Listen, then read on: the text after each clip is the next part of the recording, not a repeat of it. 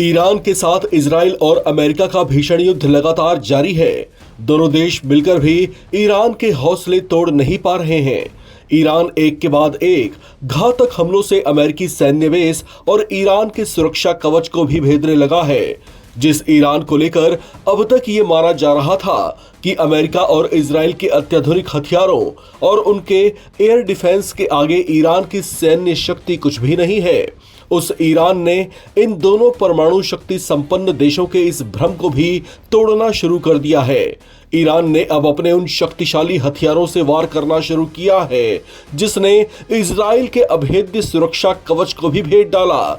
Iran ने एक बड़ा हमला करते हुए इजराइल के डिमोना और अराद शहर पर मिसाइलों से हमला किया है, जिसमें 100 से ज्यादा लोग घायल हुए हैं। ईरान ने इस हमले में इजराइल के डिमोना शहर में मौजूद उसकी न्यूक्लियर फैसिलिटी को निशाना बनाने की कोशिश की। इसके बाद उसकी मिसाइलें अराद शहर पर भी गिरी।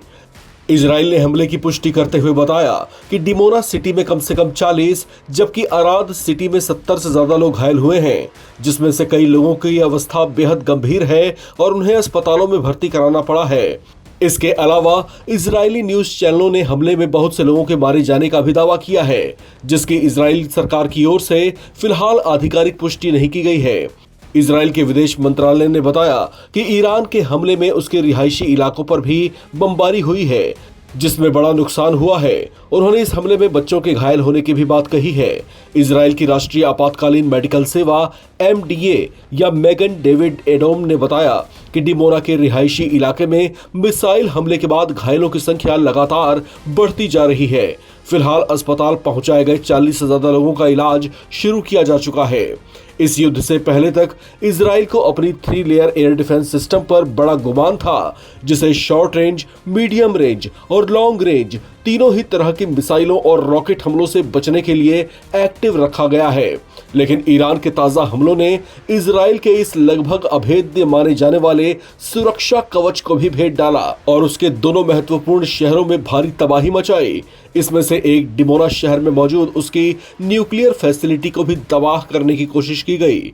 आपको बता दें कि इजराइल पर इस तरह का हमला तब हुआ है जब इजरायली सेना ने हाल ही में ईरान की नतांज न्यूक्लियर फैसिलिटी पर हमला किया था।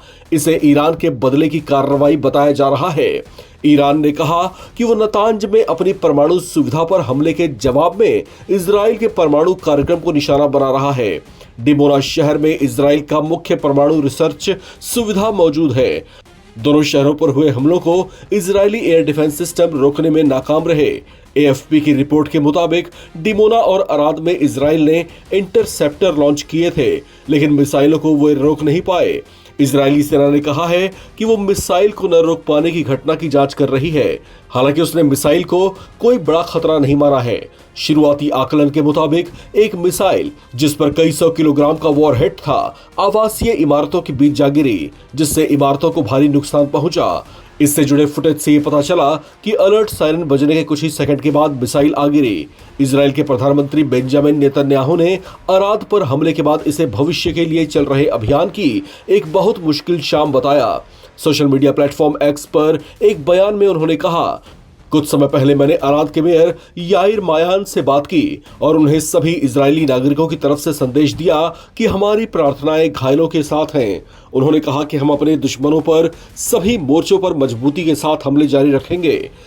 इजराइल की परमाणु सुविधा के पास हमले को ईरानी मीडिया ने बड़ी सफलता बताया है।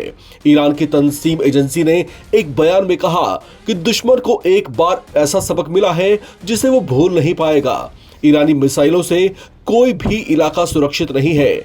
ईरान के इस बड़े हमले के बाद IAEA ने इस बात की पुष्टि की कि इजराइल की इस न्यूक्लियर फैसिलिटी पर हमले की कोशिश की गई है, वो पूरी तरीके से सुरक्षित है और वहां से किसी तरह का कोई रिसाव या रेडिएशन के खतरे का कोई रिपोर्ट फिलहाल नहीं मिला है।